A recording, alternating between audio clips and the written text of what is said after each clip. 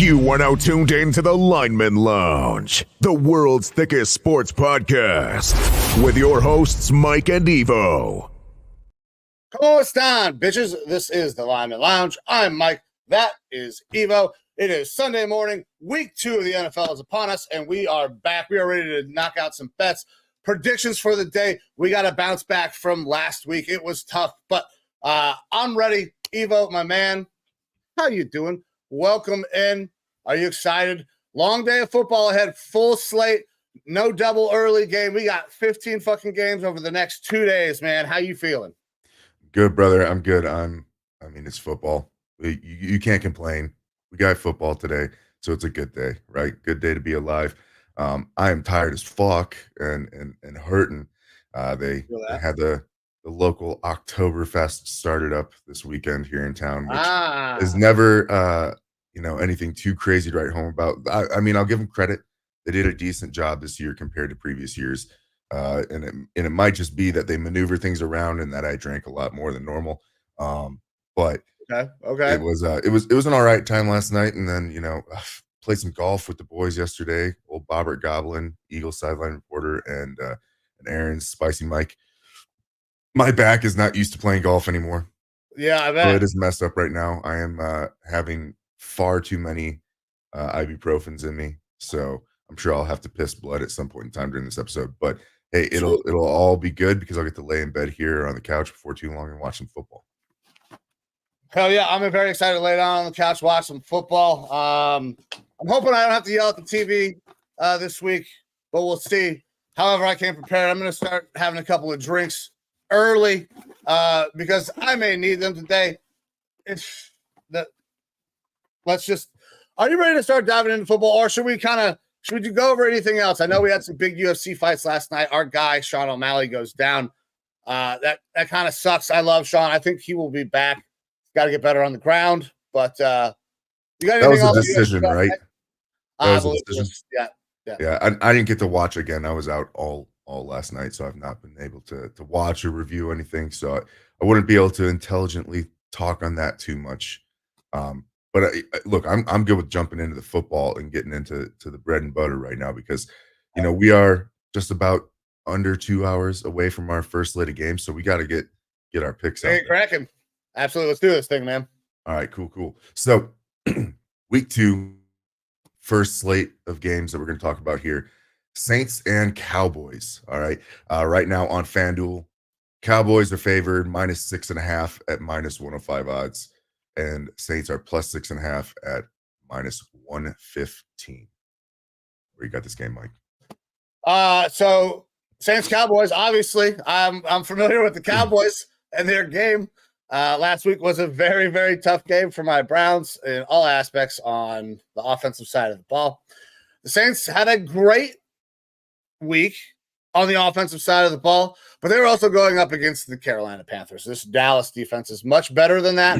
Mike McCarthy, 3-1 against the spread in week 2 as the Cowboys coach. In September, October, 71, 48, and 3 against the spread. So Mike McCarthy good early in the season, and that kind of checks out. Those Mike McCarthy teams of up in the Packers days, and even now in the Cowboys, tail off at the end of the season. Good early, tail off late. That's why they can't ever get over that hump. Derek Carr as a dog, though, 53, 46, and 1. Dennis Allen, 5, 16, and 2 against the spread following a win. So the Saints, I don't know that they're any good. I'm not sure how good the Cowboys really are because the Browns played so fucking bad. But one other interesting stat, Cowboys are 1-0 against the spread. When Tom Brady is on the call, Tom Brady will be on the call again. I'm taking the Cowboys and I'm dropping the points. And hopefully Tom Brady can recover because that last coverage of your game wasn't necessarily the best. I really feel like somebody went to him and said, "Hey, you need to dumb yourself down." And when he did that, it seems like he started to like stumble over himself. Look, Tom Brady has probably forgotten more football than we'll ever know, and he's gonna be really smart on the game, but you can't be so robotic and everything. He's just got to go out there and let it fly. Like Tony Romo had when he first started broadcasting was calling out the plays. Yeah, he's calling what's going on. Oh, this is about to be a screen over here, blah blah blah, and things like that. And was enthusiastic with it. I don't think we're gonna get that same enthusiasm from Tom, but like you're talking to a guru, potentially the greatest quarterback to ever play the game. You just got to let him flow. If there's things that we don't understand what's going on, I'll Google it. Like I'll figure it out. Just let me hear the man talk. Don't dumb himself down. But as far as the Saints Cowboys game, look, both teams blew out their opponents in week 1, and it's really tough to say like what the teams are after week 1 because look, your Browns did not look good at all. Terrible quarterback play, and the Cowboys had your guys' number. On the flip side, those Saints were playing the Panthers, potentially the worst team in the NFL this year. I think it's going to be a fight between them and the Giants to see who gets that first overall pick. Right. And so what can we really figure out from those games at this point? Not a lot. Not a lot.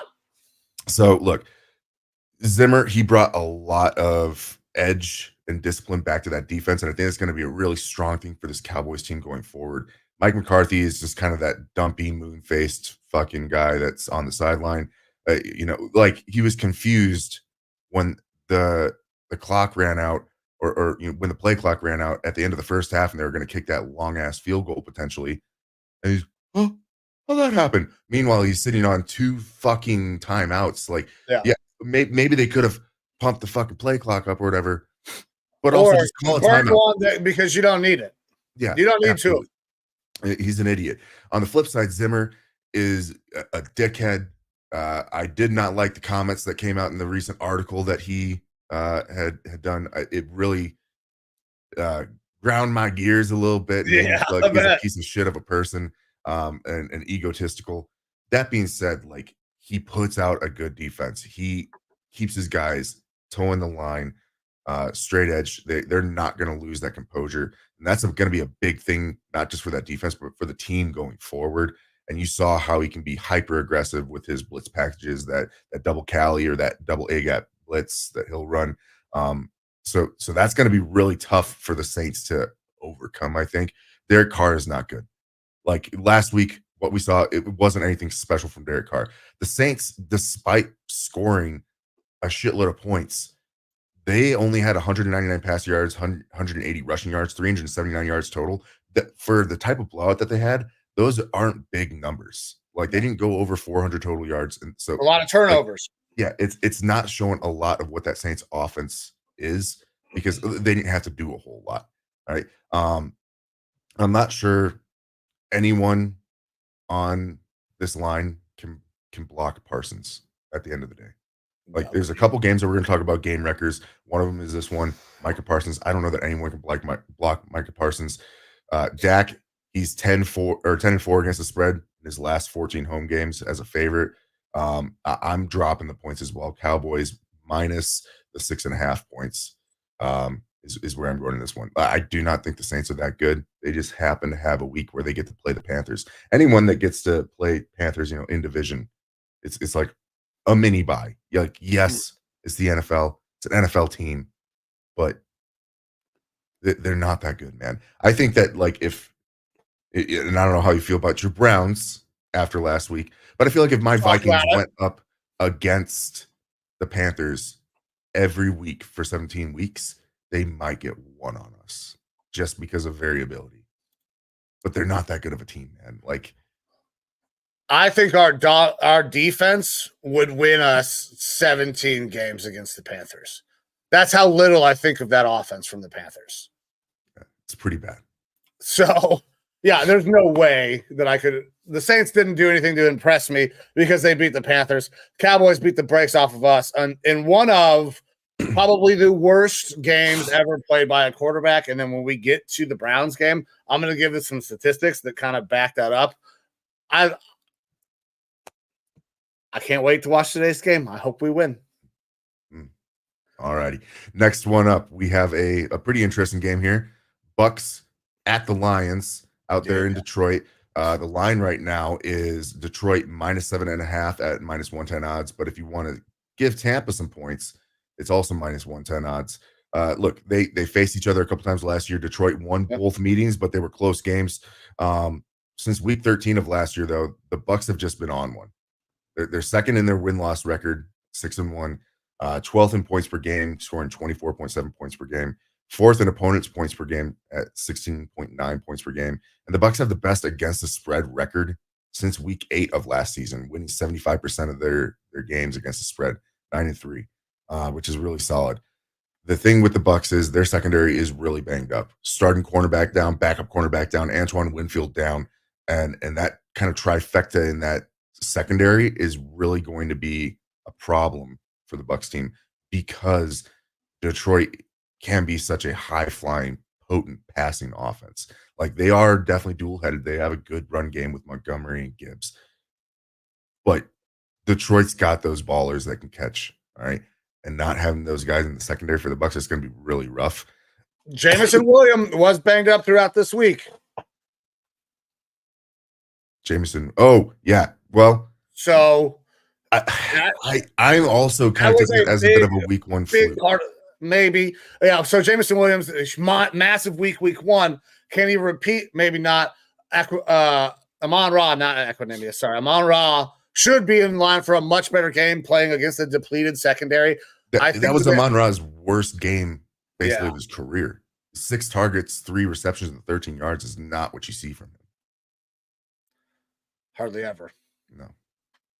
Look, I could see this game coming down to being just a really high-scoring game. On the Bucks, Mayfield is 8-1 against the spread on the road, 9-3 as an underdog, 7-1 as a road underdog. And with how many points the Bucks are getting here, I'm taking the points. Like, I could see this being a shootout, but I'm taking the Bucks plus the points here. I think Detroit wins, but like, the Bucks should hopefully offensively be able to keep it close. They've been a good team. I think that they're still going to be slept on a little bit. I know that I was sleeping on them to an extent because I still don't like that NFC South in general. But the way that they played last week against a not so good Washington defense, like, the performance they had is indicative of who they were playing as well. Just like we give credit or take credit away from the Saints for beating up on the Panthers, I do the same a little bit there with the Bucks because they were beating up on that Washington team. So you got to have a little bit of a tepid reaction. I hate this game is like week 4 is so close. Right. This game is like, this line, I feel like, is kind of close. It's around a touchdown game. I think the Lions are obviously a better team than the Bucks, but the Bucks have been really good against the money. Jared Goff is historic against the money. Most profitable quarterback against the spread in the last 20 fucking years, Jared Goff is. So betting on Jared Goff is always a good bet.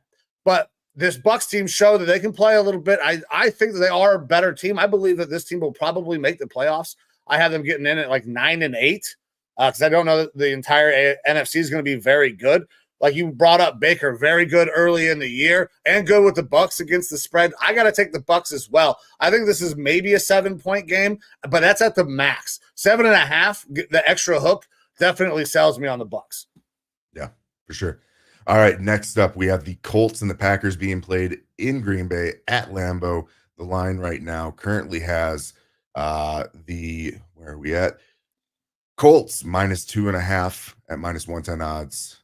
Green Bay +2.5, -110 odds as well.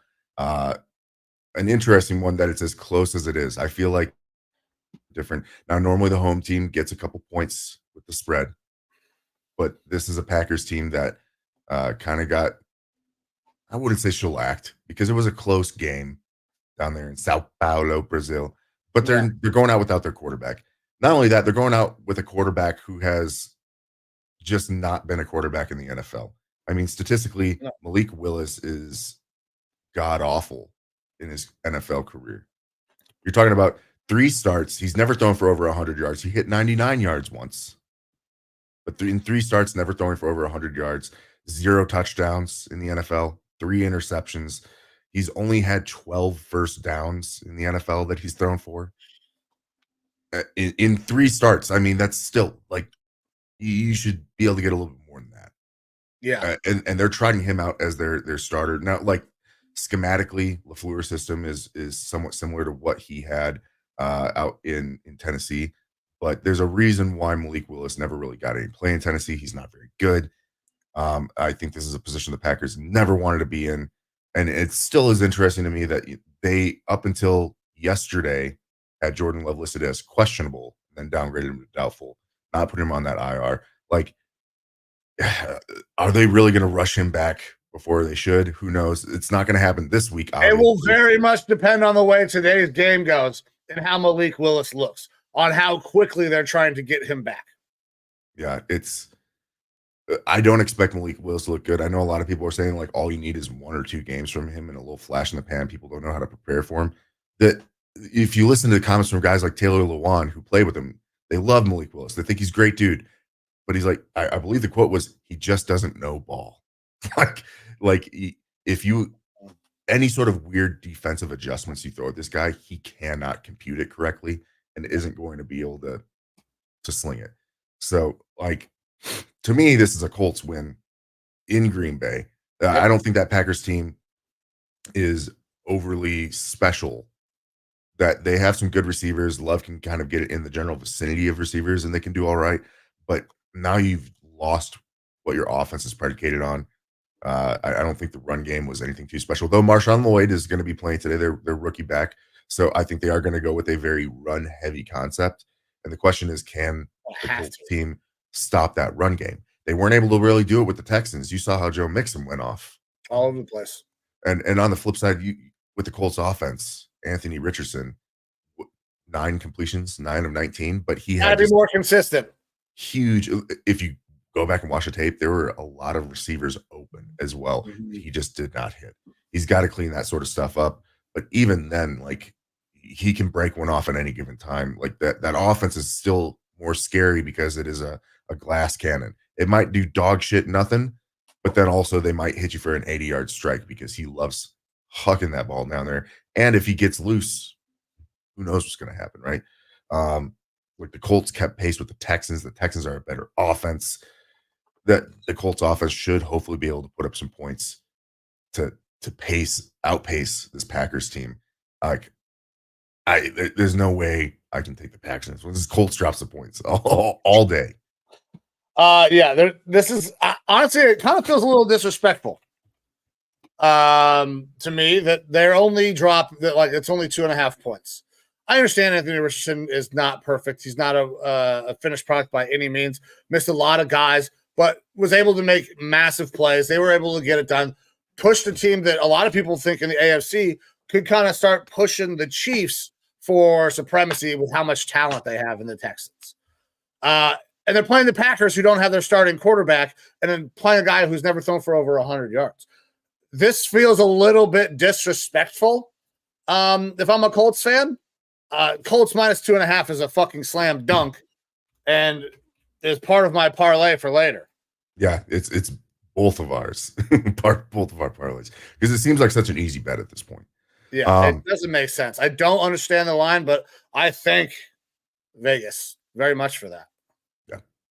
All right, next up, Jets at Titans up in Nashville. Currently, the Jets are favored minus 4.5 points on FanDuel with minus 105 odds and minus 115 if you want to give the Titans the points on this one.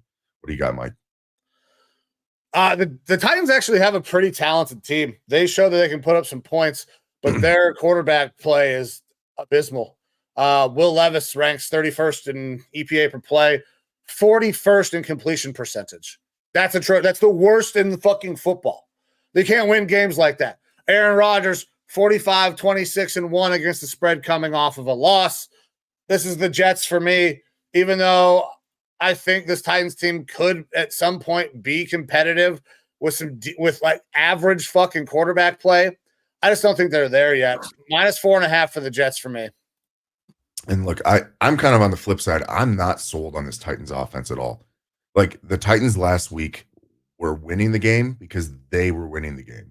And then they lost the game. I don't really think that the Bears did a whole what defense isn't going to take that sort of a pass from Will Levis and intercept it and run it back?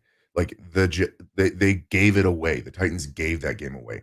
That being said, they weren't like blowing out the Bears or anything. And yeah, I think the Bears got a good defense, but I think that maybe their defense might be a little bit, once the waters have calmed, I think they might be getting overhyped a little bit just because the Titans were doing what they could to kind of keep them in the game. Like it was Bears special teams and defense, nothing from their offense really. But the Titans were being given opportunities to stay in that game. And then they blew it and they kept the Bears in it. So I'm not so sure about this Titans offense. On the flip side, we saw Aaron Rodgers still has an arm. His accuracy is not completely there. If you pressure him, though, which he didn't get pressured, he got pressured plenty, just not as much in the first quarter from that 49ers team, but you move him off his spot. And I think that he's not as mobile as he used to be. He's 41 years old. Makes sense, right? The one thing the Titans team has going for him is pressure up the middle. They got Devondre Sweat, you got Simmons. Those guys, they were getting a lot of pressure up the middle against the Bears, and that is going to kind of move Aaron off his spot a little bit. But I don't think it's going to be anything too crazy enough where that Jets team can't overcome what the Titans are throwing at them, even down there in Nashville. Look, this is kind of a shitty stat because we're looking at a Jets team that over the last several seasons has not had any semblance of good quarterback play. Not at all. They're 3-17 in September over the last 4 seasons. The Jets have not been playing well in September, but again, it's different quarterback play, different situation. They did give up 8 straight scoring drives though, which makes me question, like, is the Jets defense not as good as we think that they should be? They were going up against the 49ers. I think that defensive front's pretty fucking good, and I think that's going to be the difference against the Will Levis, who struggles against pressure. Yeah. Look, I'm going to drop the points with the Jets. I can't take the Titans at this point, but back-to-back road games on a short week, it's a little bit difficult. And one thing to note for all of these picks, all right, teams that are playing in back-to-back road games to the season are 2-13 against the spread. Since like in week 2, they're 2-3, or excuse me, 12-3 against the spread. There we go. In week 2 since 2019. So if they have back-to-back roadies, typically that's not a good thing. But for whatever reason, back-to-back roadies to begin the year has worked out against the spread for most of these teams. So keep that in mind. Is back-to-back roadies here for the Jets in this one, and I'm going to go ahead and be dropping the points for the Jets as well. All right. So right now we're both chalk through the first 4. Same Z's. Yep. Yeah. All right. Next up, we have my game, 49ers and Vikings in Minneapolis. Right now, the line for this one is 49ers minus 4.5, and that's at minus 110 odds. Or you can give my Vikings 4.5 points, also at minus 110 odds. Mike, I've obviously gonna have my thoughts on this game, but what do you got? All right, man. So this one's pretty simple for me. Sam Darnold coming off of a win, which doesn't necessarily happen very often. 1-5 against the spread. 49ers have covered 5 straight road games against the spread, and Shanahan is 8-2 against the spread on short rest.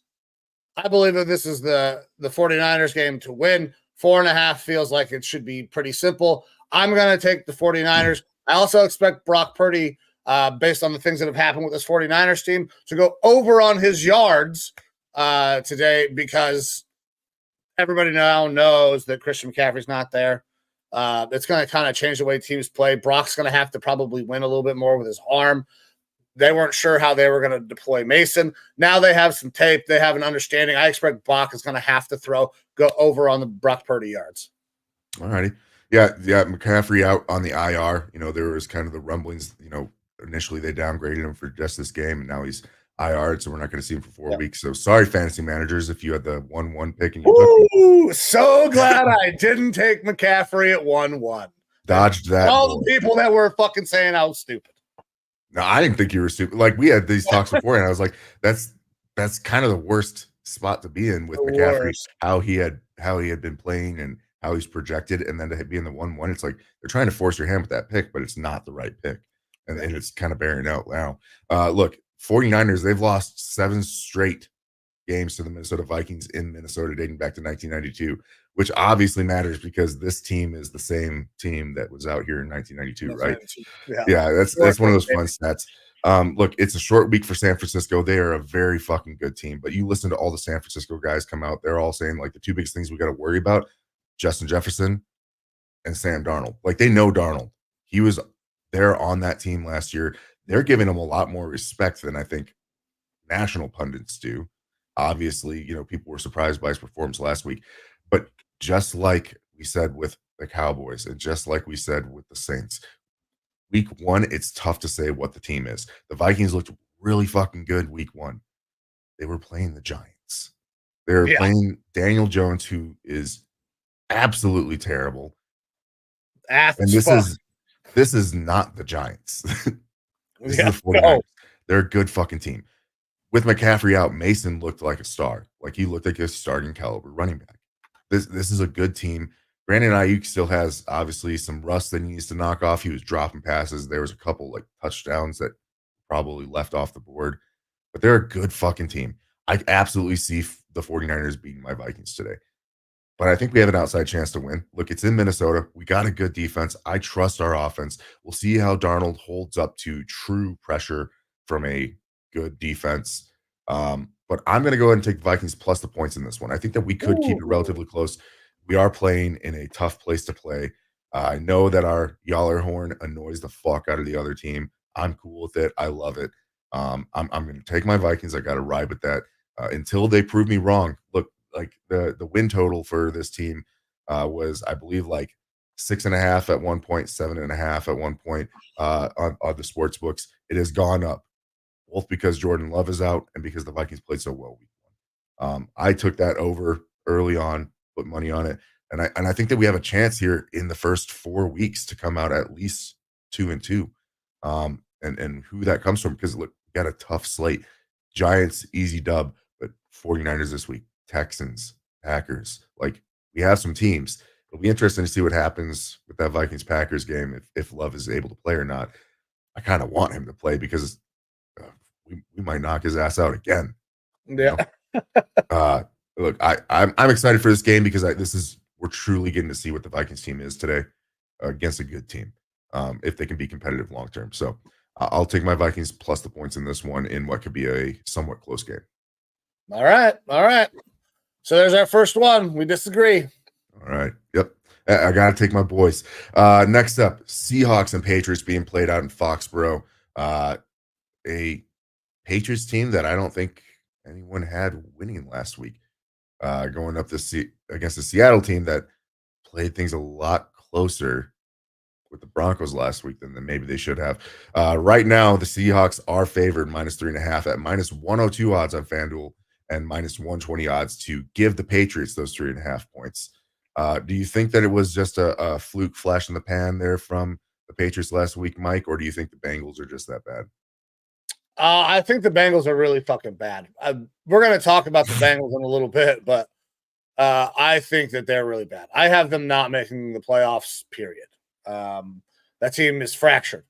I think the Patriots kind of showed a blueprint how to beat them. The Patriots are going to play good defense and they're going to run the ball. All they have to do is make sure Jacoby Brissett has a little bit of time and can work off the play action. And that is something that Jacoby is very capable of doing. Geno Smith is also capable of doing those things, but I don't believe Kenneth Walker is playing in this game. Charbonnet should be their lead back. Last I saw of the injury report. And Geno, 10, 16, and 1 as the favorite. And in a stat that fucking shocked me when I found it, Patriots since 2021 are 7-4 against the spread in non-divisional games. I think the Patriots actually can keep this fucking thing close. Seattle traveling all the way out to New England. That is a long fucking trip. I'm taking the Patriots in this game. All righty. Yeah, look, this is a matchup between the two youngest head coaches currently in the NFL. Gerard Mayo, second time starting as a head coach. We also have is it McDaniel? Disrespectful Seattle of me for the Seattle head coach, Mike McDaniel. No, that's McDonald. Mac McDaniel's down in McDaniel's in Miami, but I was like, it's mixed something. Mick something. But look, the Patriots defense very physical against that Bengals team. But again, the Bengals play terrible the first 2 weeks of the year. They were with a less than 100% Jamar Chase, no T. Higgins. Josephus, I like, but again, he's not the same as T. Higgins. There is some fracturing happening there in Cincy as well, and I don't think the defense is going to be very good this year. But I'm trying to say that the Patriots are the shit yet. I still think the Patriots are one of the worst rosters in the NFL right now. Like they played some good defense. They got Gonzalez, who was able to cover Jamar Chase, a weakened Jamar Chase, but I think Gonzalez is a very good cornerback. But beyond that, like I'm not super stoked by their defense or anything like that. I don't think that they had to do too much special. Like they got the Bengals off of their running game plan, and the Bengals never went back to it. So it was all through the air and did not look good from the Bengals. So I'm not willing to say that the Patriots are anything special yet. I still think, again, one of the worst rosters in the NFL. Ramondre Stevenson is just going to get a boatload of run, and the Seahawks, I think they're going to have a plan for it. McDonald is a good defensive coordinator, a good defensive mind. He did that with the Ravens. I think he's going to be able to figure out a way to stop that. The weakness for the Seahawks team is their offensive line, though. Like they looked like trash for an NFL offensive line last week. If they're able to figure that out a little bit, even with Walker, he is doubtful for this game. So, yeah, fully expect him not to play. I still think the Seahawks can win this game. I hate the hook in it, but I'm going to have the Seahawks dropping the points, -3.5. Whoo, you're going to let it. Oh, so the hook definitely sold me on Patriots plus. Yeah. I mean, like I said, not a huge fan of it, but I'm going to run with it. I mean, but hey, we got to do it, right? We're making all the picks. Absolutely. I need to get the rest of my stuff up here. All my betting odds are fucking gone. Oh, okay. Either way. Next game up on our slate. Another fun one. Giants and Commanders. Ass game of the week. Giants and Commanders out in Washington. Obviously, the Giants did not look good last week. Washington, I wouldn't say they looked good either. Vegas is predicting this to be a relatively close, shitty game as well, probably. They got the Commanders -1.5 at -112 odds here. -108 for the Giants. Where are you going with this one, Mike? What was the over-under on that one? 40. Okay, for that 40 and a half. Excuse me. 40. Yeah. 43.5. That's way too high. So if you don't like the under, if you don't think points are getting scored, the under is great here. But this game is gonna fucking suck. Daniel Jones, coming off of a loss, is technically good against the spread, 21-14, but is on a streak of 0-5 in a row. He's coming off injury. Like he's been good again in his career against Washington, 6-1 against the spread. Washington has a hard time covering at home. They're 25-45-3 as the favorite at home. I cannot, in good conscience, pick the fucking Giants to win anything ever. I know what Daniel Jones is, and it's bad. He's fucking bad at football. I'm taking the Commanders, and I'm going to drop the points, even though I don't love giving up points for a rookie quarterback. So, yeah, this game sucks. I don't want to pick this one, but I have to. So, Commanders minus 1.5. Yeah. And we got to throw out the stat here. Danny Dimes, since signing that contract, throwing more touchdowns to opposing teams than his own team. That's a super embarrassing stat. I don't know that changes today. They just did not look good. The defensive side of the ball for the Giants should be better. Kayvon Thibodeau and the guy you got from fucking Panthers they did nothing, man. Like Burns? They were stymied. Yeah, they were stymied. Yeah. Now the Vikings have arguably one of the best tackle duos in the game right now, but still, they should have been able to get some sort of pressure at some point in time. They did nothing. They combined for one total tackle. Like not a good showing from that defense. Commanders, they're 1-5 in their last 6 home matchups versus the Giants, so they don't have a good record there either. And then if we look at that Commanders game versus Tampa Bay, I watched some funny TikToks of Jaden Daniels where it's like, oh, I'm gonna drop back, I'm gonna pass this one. Psych, no, I'm not. I'm just gonna run it. Like he did a lot of running the ball, and the boy does not know how to slide. He needs to figure that out real fucking quick because otherwise his frail body's gonna get folded up like a fucking piece of paper. But at least he provides a little bit more fun, I guess. Like it's kind of like Anthony Richardson. You don't know what's going to happen, and that sort of variability is going to create problems. Right now, 83% of the bets are on the Giants against the spread. Good. And 81% of the money. Good. Vegas doesn't have fucking $1 million chandeliers in every single one of their casinos for no goddamn reason. All those people are wrong. That's how they pay for this shit. And that's the thing is that the Commanders playing at home, 1.5 points, that little hook doesn't scare me at all. I'm dropping the points for the Commanders on this one as well. Like I think the Giants, I don't see any way that Danny Dimes bounces back. Like when he was under pressure, he was inaccurate. When he had a clean pocket, he was inaccurate. He's seeing ghosts. And he's got to find a way to pass the ball down the field a little bit more. And I just don't think that's going to flip and happen after 1 week. So, I'm taking the Commanders on this one. Big theme of quarterbacks is they're becoming check down artists, and their eyes are dropping really fast. We saw it all over week one. Yeah. I don't know what they're going to do out there in New York either, man. I guess they have to hope that first overall pick. Yeah, in the hunt for Cam Ward. Cam Ward, baby. I'm holding out for 2 more years. I'm waiting for the next Manning. I don't know if they're going to let him come. I don't know if they're going to let him come to Cleveland because they will for sure pull another Eli situation. You really want Arch to come for you? Well, I wish. Never mind. Nope. Not going to get baited into that one. Getting baited into that one.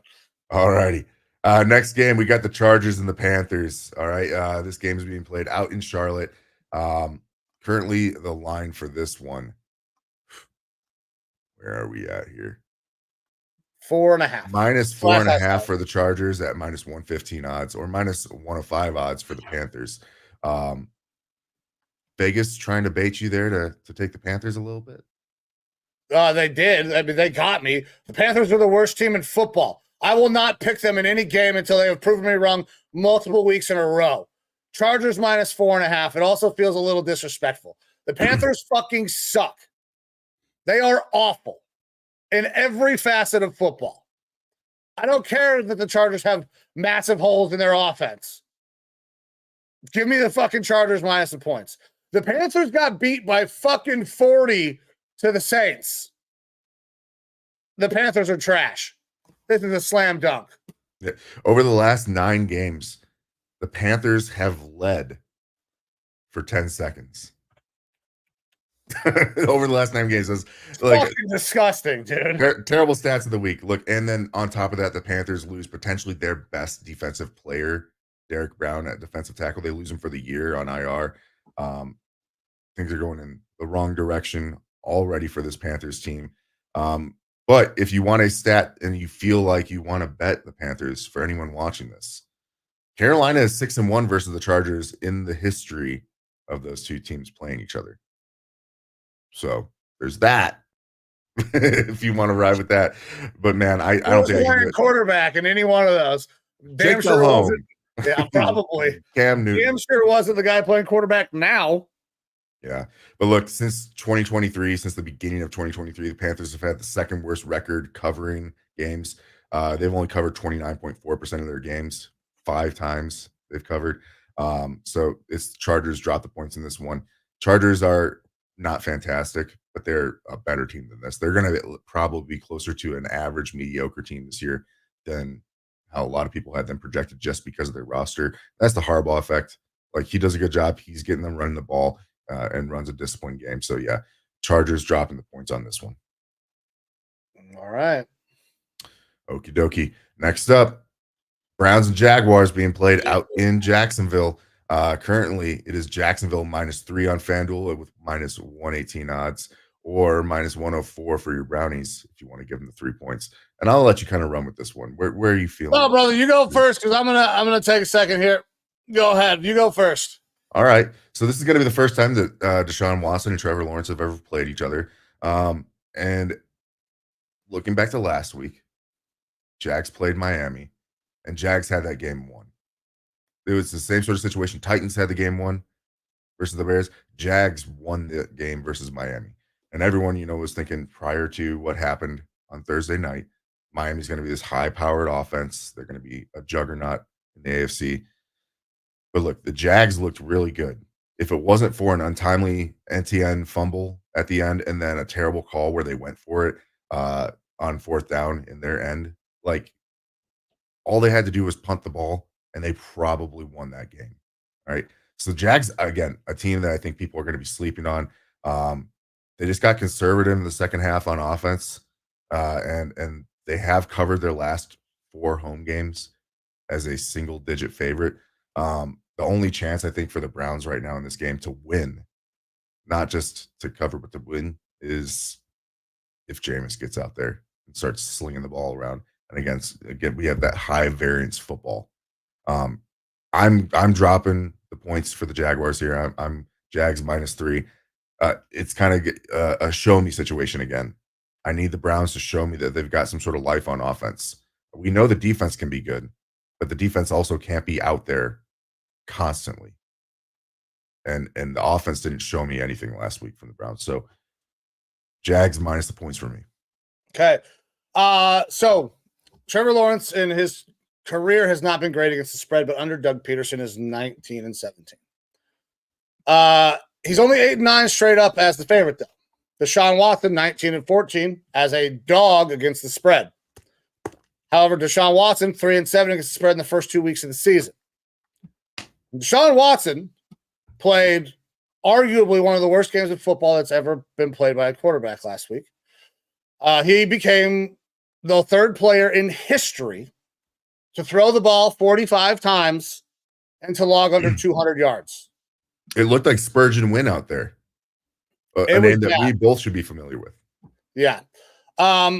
Those numbers, over 45 plus throws and under 200 yards, has been done 2 other times in history.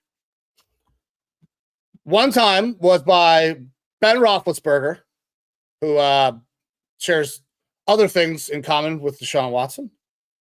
That happened in 2022 when Ben Roethlisberger was an absolute fucking shell of himself and was no longer an NFL quarterback.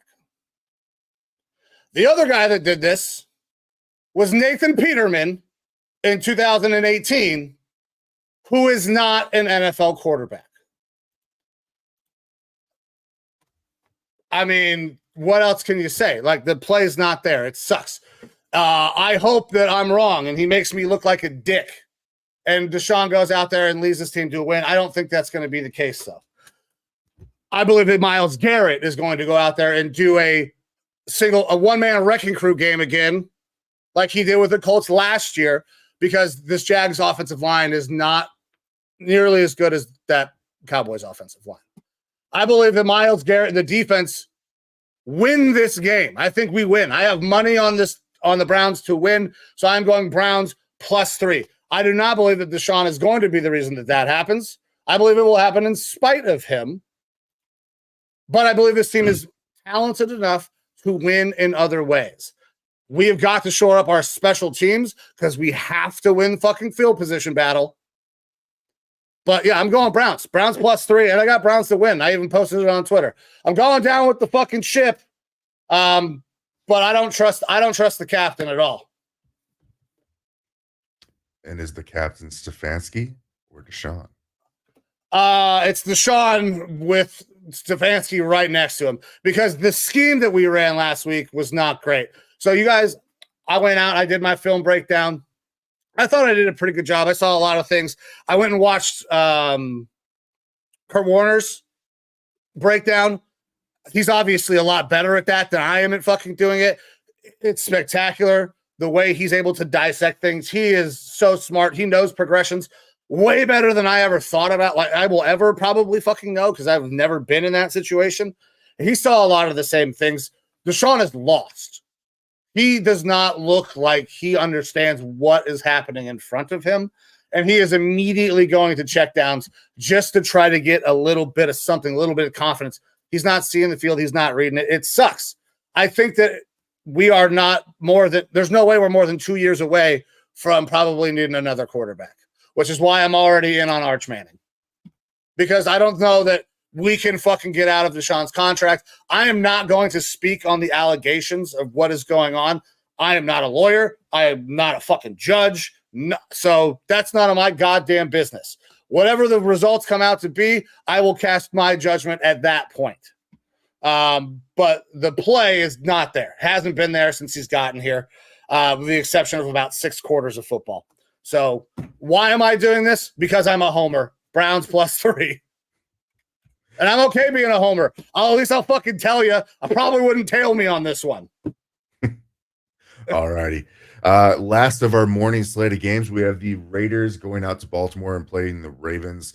Currently, the line is Ravens -8.5 at -110 odds. Same odds if you want to give the Raiders the points here. Kind of a bigger point spread. We have to do spreads this year, but I hate larger spreads. Yeah. But look, the Ravens, they've only gone 0-2 to start a season. Once under Harbaugh, that was 2015. I don't think anyone doubts here that the Ravens are a very good team, a much better team. You might be upset if you're a Derrick Henry owner in fantasy football, with Harbaugh coming out and saying he didn't bring him in here to run the ball 30 times a game. The fun thing with Derrick Henry, though, is historically, it seems like you need to give him 15 to 20 runs for him to actually warm up and become a dominating force. So are you taking away what Derrick Henry does best by not just running the shit out of him? Possibly. Look, Ravens in their last 5 games after a loss, they're 4-1, 5-0 against the spread, and they're averaging 8.8 points per game more than their opponents after a loss. This spread again 8.5. So Vegas might be looking at that stat and figuring out. Gardner's failed to cover in his last 4 starts. Yeah, it's been bad. It's been bad for him. I don't want to drop the points here because it's a lot, but I got to. This is a Ravens get right game, and they're going against a team that they can get right with, a team that's traveling across the country. I'm taking Ravens and dropping the points. My man, I'm already there with you. Right, Ravens -8.5. Harbaugh 10-6 against the spread in week 2. Antonio Pierce 7-2-1 against the spread. So he's been good against the spread in his career as a head coach. But Gardner has been struggling. He's not pushing the ball down the field. He's becoming one of those check down artists as well. He's not seeing things in front of him, and he's just taking whatever is available immediately. I think it was like 3-something yards in the air per throw. Like he's not throwing it down the field at all. And against this Ravens defense, you just can't fucking live like that. You can't play like that. You have got to threaten them through the middle of the field, and you got to stretch the edges. So I don't know that the Raiders have the ability to do that right now. I got to drop the points as well. Ravens -8.5. All righty. Well, that takes care of our morning slate of games today. Thank you to everyone who's watching right now. Please take a moment, like the video, Subscribe to our channels. You can see them all down at the bottom. We'd really appreciate it. We are a show that is being put on by the No Sleeves Network. If you want, hit that QR code, check out the No Sleeves Network, see what we're about. Veteran-based social media and content creation business here. We would love your support if you could go check us out. And look, the phone line is open. It's down there. Phone line is open. If you think that what we're saying is bullshit, let us know. And if you're too scared to talk to us, big old pussies, then comment. We'll get to the comment. See another comment coming right now. Boo. Hashtag Ravens. Yeah, fuck the Ravens. Comment. But We will get to it. All right. Moving on to our afternoon slate. We have a good one real quick, here. Evo, I'm going to pop up the screen here just so we can show everybody the morning slate of games. That should work. So we're both on Cowboys -6, both on Bucks +7, Colts both -2.5, both on the Jets -4.5. I got the 49ers -4.5. You're taking your boys +4.5. I'm on the Patriots Patriots +3.5. You're on Seattle -3.5. Commanders, we're both there -1.5. Chargers both on that -4.5. I got my Browns plus the points +3. You're taking Jags -3, and we're both on the Ravens -8.5 for our morning slate of games. With that, I'll pop this thing down. And let's start rolling through the afternoon slate. All right. An interesting one here, at least to me. We got the Rams and Cardinals being played out here in Arizona. This is a Cardinals team that put up a pretty good fight week 1 versus a Buffalo Bills team that looked pretty fucking good even before the Tua injury on Thursday night. Cardinals are favorites in this one, -1.5 points and -102 odds. Rams -120 odds if you give them the points. The Rams team that is just getting beat up with injuries. They've lost 2, maybe 3 linemen now across offensive line. Puka Nacua, they're talking about being out 6-7 weeks now, which terrible for me as a fantasy owner of him. But the Rams haven't started a season 0-2 since they were in St. Louis, man. It's been a while. They got a good coach there in McVay. He's 12-2-1 against the spread versus the Cardinals. It has their number. This one is being played in Arizona. That Cardinals team looks good. I don't like the Kyler Murray comments about how it's not his job to get MHJ the ball. Whose fucking job is it? He probably misworded that and meant like it's not my job to force it to him or something like that. Or I can't force feed him the ball if he's open. I have to work through my reads. It's not my job. My job as a quarterback is not to throw it to that receiver. What the fuck are you talking about, Kyler? That doesn't make any fucking sense. It absolutely is your job to get him the ball, and you better fucking do it for my fantasy team. I swear to God. But look, MHJ was open quite a bit. There's no way that they went into film sessions this week and looked at that, and Kyler was like, "Nah, I did the right thing. I threw it to Greg Dortch a lot." Like, they're going to get that figured out. So I expect that Cardinals offense to look a little bit better. On the flip side, their defense is still not good. Like, the Cardinals defense still isn't good, which is a boon for the Rams because the Rams are hurting on offense. All right. So this could be a bit of a nasty game here.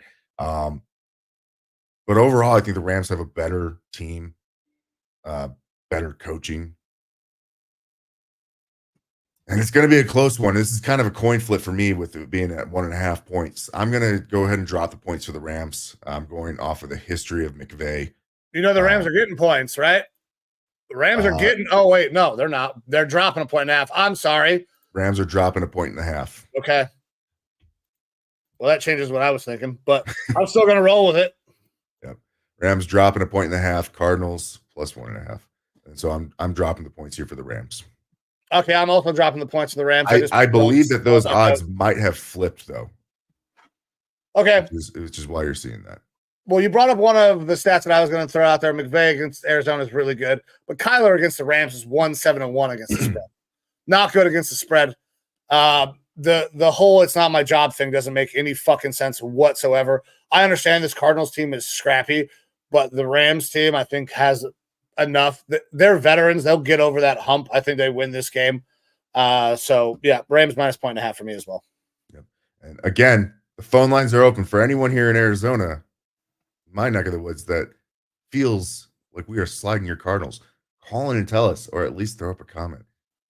We'll get to it for sure. But next up, we got the Steelers and the Broncos being played out in Denver. Bo Nix is who we thought he was. Yeah. Is that going to be enough to get past the Steelers defense, or specifically TJ Watt? I don't know. But Broncos are not the favorites at home. Plus 2.5 for the Broncos, minus 2.5 for the Steelers. Steelers are minus 115 odds, minus 105 for those Broncos. I think TJ Watt is going to just be able to fucking wreck this offensive line. And look, we're talking a rookie quarterback. He gets rid of the ball quick. Yep. I don't know if it's going to matter. So that's what I'm saying. Man. Stylistically, this game is going to be weird because they're going to throw it at the line of scrimmage. They're going to get it out quick. TJ is out in a wide 9. He is almost always out in a wide 9 tech. If TJ plays his fucking cards right, he might pick one of these motherfuckers and take it. He might pull an Andrew Van Ginkel. Because you know that the Broncos are going to throw it near or at the line of scrimmage, getting it out of his hands quick. Because if they don't, that rush is going to get there. This Steelers defensive rush will fucking get there for sure.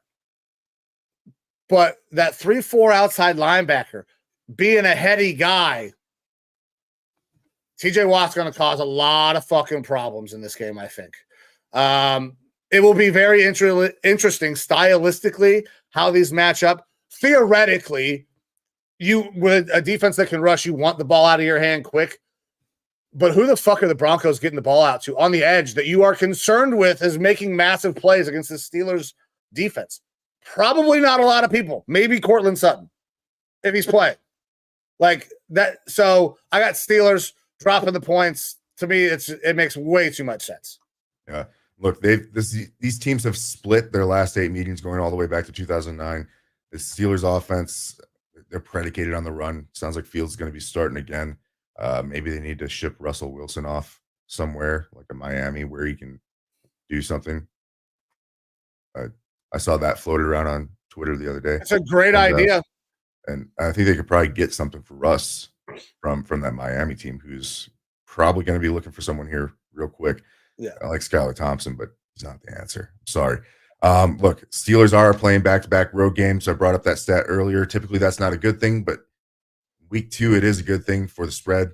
But they are playing at elevation. That is going to make a difference. Those guys might be feeling a little bit more gassed than normal. And TJ Watt's a fucking menace. Steelers win this game, man. They win it.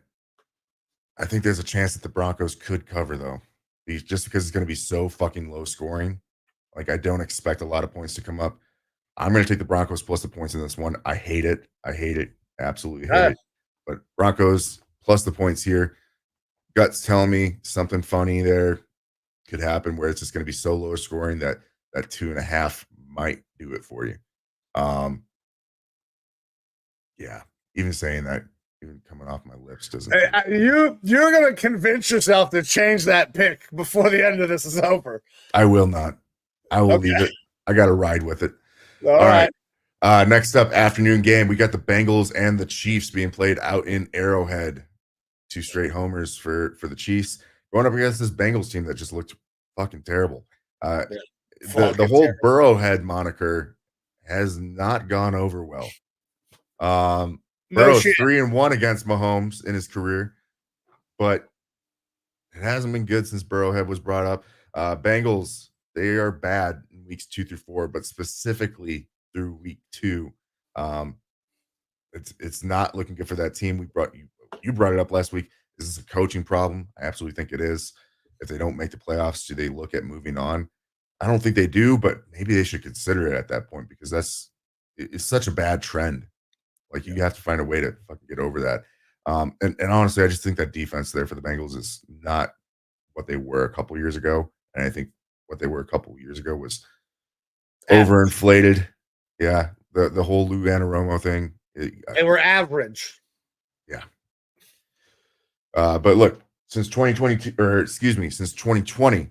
Bengals are 1-8 in their first 2 weeks. All right, they are last in yards per play, yards per attempt, and last in plays of 25 or more yards. They do not play good in those first 2 weeks. And last I checked, it is still week 2, which means they're going to be bad. Like, not expecting to be good. Not to mention, it sounds like the situation between the Bengals and Jamar Chase is not going in the right direction based on his recent comments. That he's not expected to pursue a long-term deal with them. That's like a dagger in the fucking heart there. And that dagger can definitely be healed with a lot of money. And they're going to have to do that. They're going to have to throw a lot of fucking money at this dude now. I don't know what's going to happen with the Browns cap space, but we were talking about needing an extra receiver. How fucking nice would it be to be able to steal one from the Bengals and give it Jamar Chase? Listen, we have no idea what's going to happen with the salary cap. There's a lot of things up in flux for the Browns. Fucking chicken crazy. There's no way they trade him to you. And if they let him ever hit the free agency market, he's going to get tagged. Yeah, he's going to get a transition tag or a franchise tag. Like, it ain't happening. I'm sorry to tell you. I know. Look, bro, he's also 2-7 against the spread in his first 2 games of a season. Going along with that, still week 2, fellas. But he is 14-6-1 against the spread coming off of a loss. I don't think that's going to matter too much. All 4 matchups between Burrow and Mahomes have been decided by exactly 3 points. All right. And when we look at the spread of this Bengals Chiefs game, it's 6.5. Kansas City minus 6.5. All right. At 110 odds for both teams. So if it's been decided by 3, then you should get a win here. If you pick the Bengals. Should. But I don't think either of us are picking the fucking Bengals. No, I'm not fucking picking the Bengals, dog. You kidding me? They're terrible right now. They've been terrible. Listen, Rashee Rice is going to be a legit number 1 receiver in this league. He is a stud. And the more that he works with Travis Kelce and Pat Mahomes, the more that's going to become apparent. He's a fucking dog. The Bengals and their fans want this matchup between the fucking Bengals and the Chiefs to be a rivalry so bad. But it's not. Because the Bengals, sure, they've been good against the Chiefs.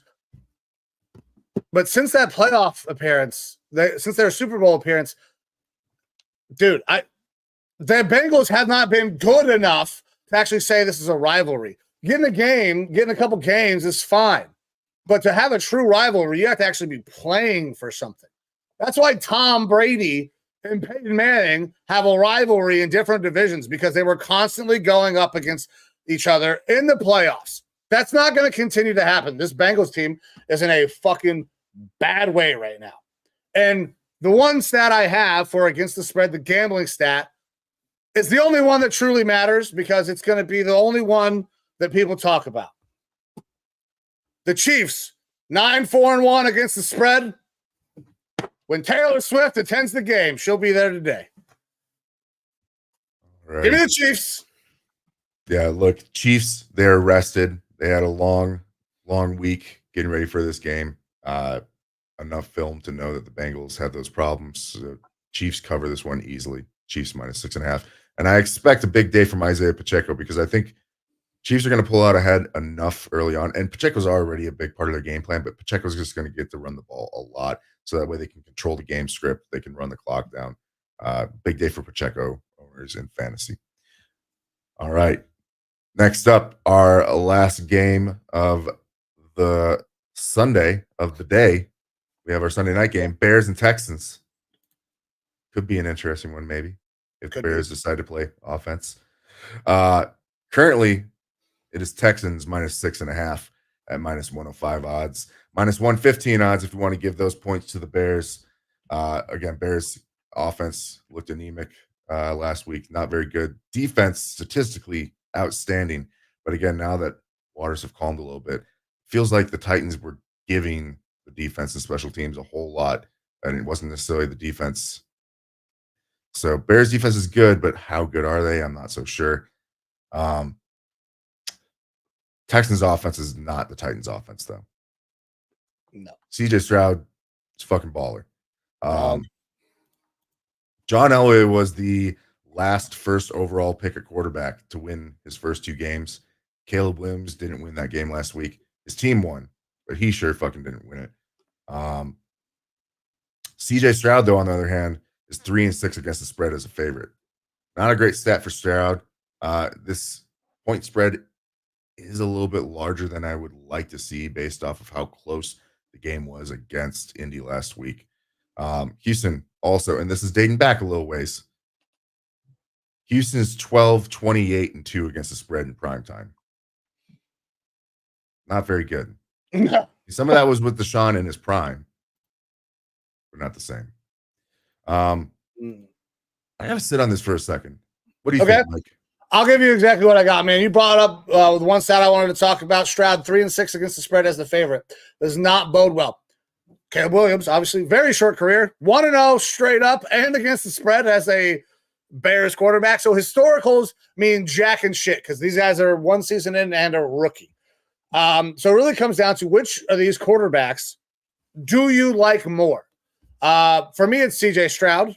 And it's CJ Stroud by quite a bit because I've seen that CJ Stroud can ball the fuck out in this league. He can throw for over 300 yards. He can throw 3 touchdowns. We have not seen that Caleb could do that yet. Do I believe that talent is in there? Yes, absolutely. I think he looks very sharp for a rookie quarterback. But he's not there yet. That shit takes a little bit of time for most guys. CJ Stroud exploded right off the fucking rip. That is not commonplace. That is an outlier. We cannot expect that of everybody. So for me, which of these guys do I like more? Which offense do I like more? Give me the Texans, and I think that they can win by a touchdown because they are just going to be able to score more. The Bears defense, very good in the back end, but the Texans can run the ball and they can throw the ball. They are multifaceted all over that offense. Texans -6.5.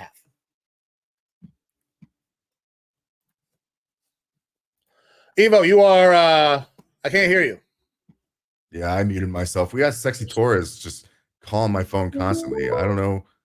There you go. Call the number. That's what I told All right, we got a phone call coming in. Maybe if it'll let me answer it. There we go. Answer it. Go Colts, fuck the Packers. Yeah. And go Colts, fuck the Packers. What's going on, brother? You're on with the Lineman Lounge. How you doing? All right, I've not been following in right now. I don't know where you're at. So where are we at in the show? We are actually almost about done, brother. We got Bears, Texans that we just wrapped up. I'm going Texans. We have not got Evo's pick, but I believe that we were both on your Colts earlier in the show. Okay, both on Colts. I'll take it. It does help that they don't have a starting quarterback right now. I have a feeling that the Colts are still going to implode somehow. That's not very confident in my team. Yeah, I was going to say, it's not that I don't have faith in my team. I just have a feeling that I think it's because I made a wager with Mason Sullivan, former staff sergeant type that is a Packers fan, and I made a wager for $20. And I think that's the reason my Colts are going to lose for whatever reason. $20 is $20, so I wouldn't worry about it too much. Is $20. Hashtag.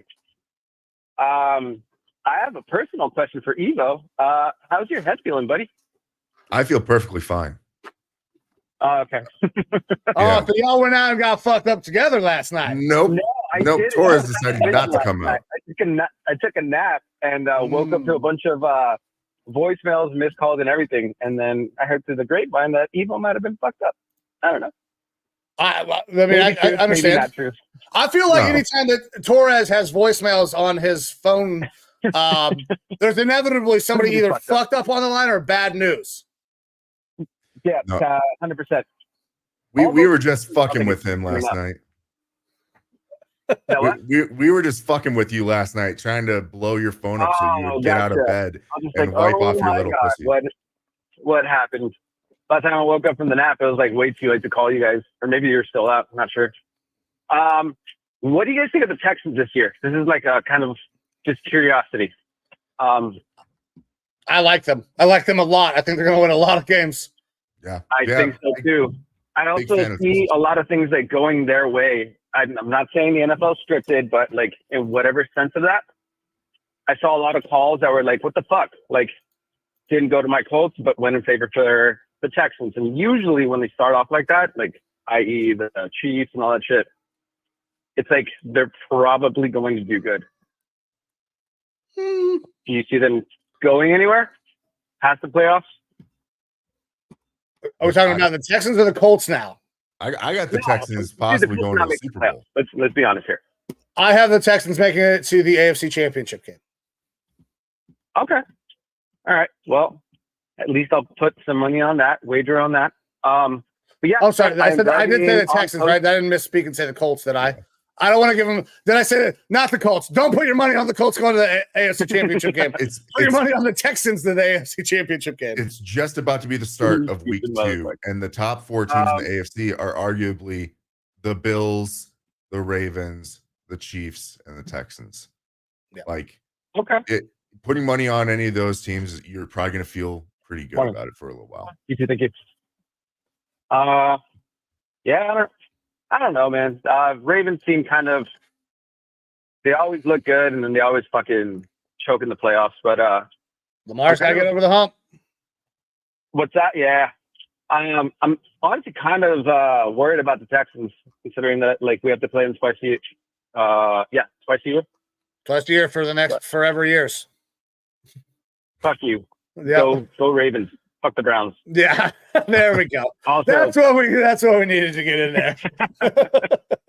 Anywho, but if the show's almost over, I'm currently driving. Obviously, can't be doing fucking shotguns right now. If the show's almost over, by the time I get back home, show's not going. Carlisle, I'm calling you, and we're fucking shotgunning. All right, brother. I'm always down to drink a beer with you. You know that. All right, brother. All right, go Colts. Go Colts. Thanks, brother. We appreciate the call. We'll talk to you soon. We're all on the Colts today. Yeah. Yep. I'm hanging up on them. It was going to take too long. But go Colts. Yep, absolutely. All right. So while that conversation was going on, I did a little looking around here to see how Vegas is betting this Chicago-Houston game to hopefully help myself with the pick. And it helped me out a little bit. So 56% of the bets are against the spread are for the Bears on this one. But money, 81% of the money on the Tech. Yeah, I'm going to go Texans. I'm going to drop the points on this one. Yeah. Like they're too good of a team. I feel like the Bears could somehow keep it competitive. And I feel like they are going to find a way to be a competitive team this year. But Caleb's got to figure it the fuck out. Like, he's got to start hitting some of those targets. Because they got plenty of targets up there in Chicago. But with that, we can move on to our last game, our Monday night game, Falcons-Eagles, where we have a little bit of breaking news. AJ Brown ruled out for this game with a hamstring injury. Saw that yesterday that he was on the injury report, questionable. He is not going to be playing in this game. They're already letting the fans know. Not trying to pull 49ers and tell the player on Friday and the fans a little bit late. AJ Brown out for this game. Is it going to matter? Man, I'm not so sure. Look, right now it is Philly minus 5.5 being played out there in Philadelphia. Good home field advantage for him, and 110 odds for both teams. These odds kind of still scare me a little bit. Why are they so close? Usually, again, home team gets a point and a half, 2 points, and they got a good home field advantage there in Philly. So is this really a 3.5 point game between the Falcons and Philly? I don't think so. Like, Philly's defense looks good. Their offense has tons of firepower, tons of weapons, Saquon. But the biggest thing for me is Atlanta. Like, Kirk Cousins does not look good. They ran all of their plays out of shotgun or pistol. Yep. He is not a shotgun or pistol player. I talked about that Achilles. I do not think it's healed. More film has come out from practice sessions where he's not planting. I don't think he's healthy. And I think that this offense is built for Penix. There might be a little Manchurian candidate type situation going on here, where some people in the building want Penix to be the guy. And the question then is, like, why the fuck did you just pay Cousins all that damn money? Because Arthur Blank wanted him. That's why. You know, I don't know if Cousins has a no trade clause in his contract. He did that in Minnesota all the time, so I would have to assume that he has one there in Atlanta. I got to tell you, I don't know that if this thing goes sour early, I don't think Kirk's going to have any fucking problem waiving that to go to maybe a Miami.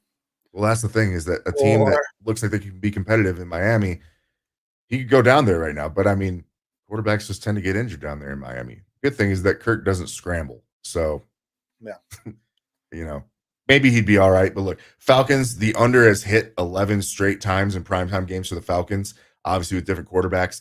The over-under in this game, 46.5. So if you want a little side bet of that, we're not picking those, but it might be worth hitting the under on that one. But Philly, they've allowed 15 points or less in 4 of their last 5 games versus Atlanta. Quarterback, but Kirk Cousins is not 100%. Like, if you have 100% Kirk Cousins, yeah, he could probably do some damage, except for it is prime time.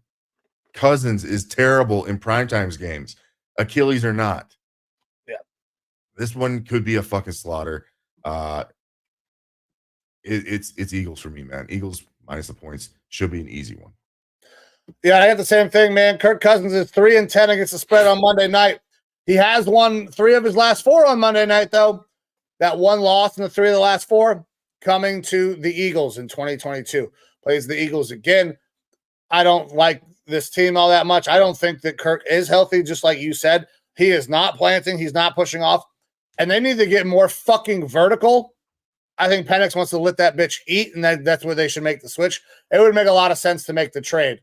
Depending on what happens down in other places of the NFL. I don't want to speculate about Tua. The only thing I hope that happens to Tua is that Tua gets to make the decision himself and that Tua makes the right decision. No matter what the fuck I think the right decision is, it does not matter. I don't know that, man. I am not going to try to tell him how to live his life. That kind of thing is up to him.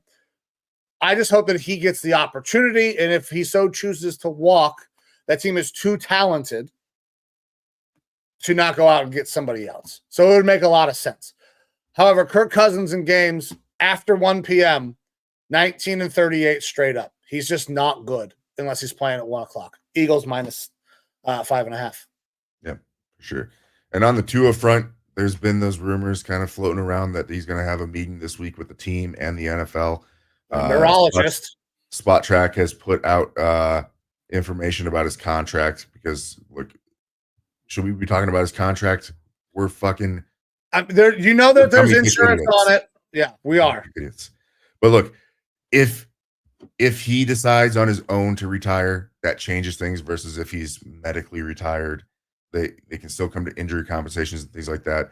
If he is forced to retire or retires one way or the other, as far as the cap for the team, the team can request that the NFL give them some of that cap room back. And if that were to happen mid-season retirement and get some of that money back, some of that cap space, they might be able to make things work with a Kirk Cousins move at that point. Not that Kirk is necessarily the answer down there because he doesn't have a fully working Achilles, in my opinion. Right.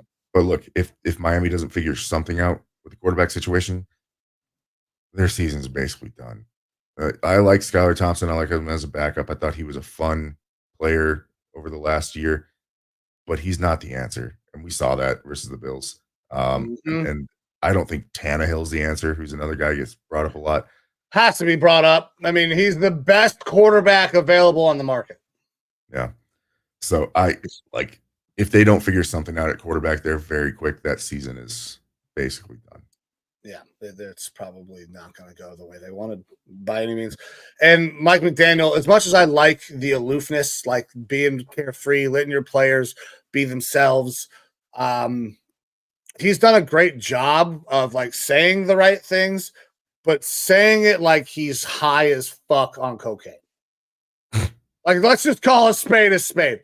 He does not look like he's there. Miami might be a little too much for Mike McDaniels. Because the man looks a little strung out. And that's even before the whole thing with Tua happened. And you think that this Miami team's flying a little close to sun or a little too close to the sun?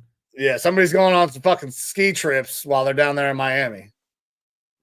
Maybe. So I wouldn't know anything about that. So me either. Never done it ever. Don't even know what it looks like. No. Anyways, right. Let's move off of that. That was our last game. Last game of the week. So why don't you throw up our picks for the entire week, and then we'll move on to the Lineman Lounge parlays, a little new segment that we got. All right. So can you guys fucking see that? Yes. Okay, there we go. All right. So we went through the first half all the way up to the Ravens -8. So for the afternoon slate, we are both on the Rams -1.5. I got Steelers -2.5. You are Broncos +2.5. We're both on the Chiefs -6.5. Both on the Texans -6.5. Both on the Eagles -5.5. A lot of same picks this week. I'm okay with that.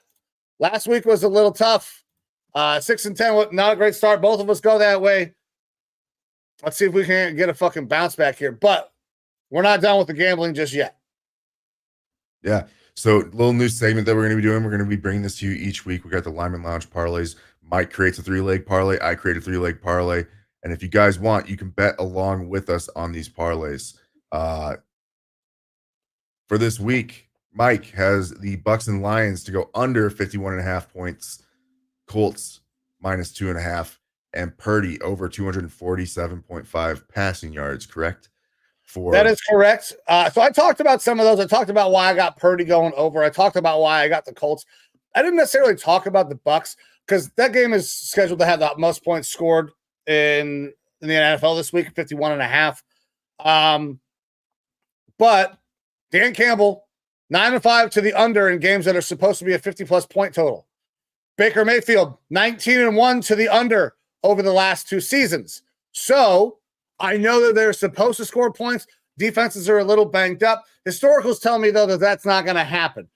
Could it flip? Sure. But I like the Bucks on the under, Bucks Lions on the under here.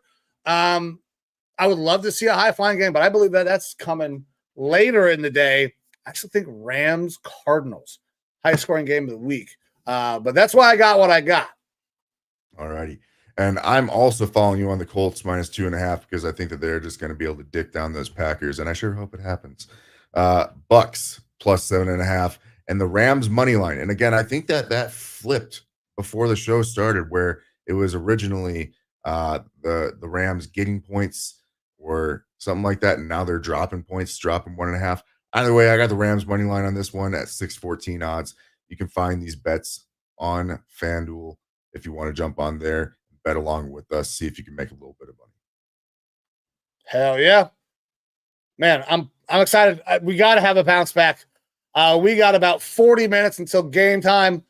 Evo, do we have any other things that we want to cover real quick before we bounce the fuck out of here? Or are we ready to wrap this bad boy up? No, I'm ready to go, man. I got to go get some more NSAIDs in me, pee a little bit more blood, rest the back, maybe find something to eat for breakfast, and get ready for a nice full day of football. I am excited as well. I'm going to be eagerly on the couch, watching, waiting, hopefully not recording another video of me screaming at my television. But if that does happen, I will be prepared this time. Don't worry. But I'm very excited, man. Long day of football. A lot of games that we feel good, confident about, going the same way. So hopefully we make a bunch of money for the people. But with that, guys, we're going to get out of here, and we'll be back on Tuesday to recap everything that happened from this weekend and the Monday night game. But we're going to get the hell out of here. I am Mike. That is Evo. This is the Lineman Lounge. We are a couple of dummy, thick idiots. You may be new to watching us because I blew up on the internet a little bit for screaming at my TV. If you are new here, this is how the show goes. We say what we like, and if you don't like it, we don't care. We will argue with you. We will tell you that we disagree with you, but that's fine. We are allowed to have differing opinions on sports, on life, all of that. You're allowed to be offended. We don't give a fuck if you do get offended because we're also allowed to have our own opinions and our own feelings. And that's what this show is all about. The No Sleeves Network does not filter its content. So if you don't like that, don't watch us. If you do like that, share us. Share us with the people that are also like you, that want to have that unfiltered, raw, emotional takes when it comes to their sports, to their lives, and everything that we do across the No Sleeves Network. So if you joined us today, thank you very much. Time is the most valuable thing that you have. And anytime you give some of it to us, we are forever grateful. Interact with the show at any one of the links below. We got Lineman Lounge on X, our Facebook group, TikTok, And always the call line. Please head over to the YouTube, like and subscribe. But we are going to get the fuck out of here. We're going to watch some football. We're going to enjoy the rest of our day. And we will see you guys on Tuesday. But with that, Evo, give the people one last word. Malik Willis, not going over 100 yards today, baby. Not going over 100 yards for Malik. We're getting the fuck out of here. I'm Mike. That's Evo. Enjoy your day of football. See you on Tuesday. See you.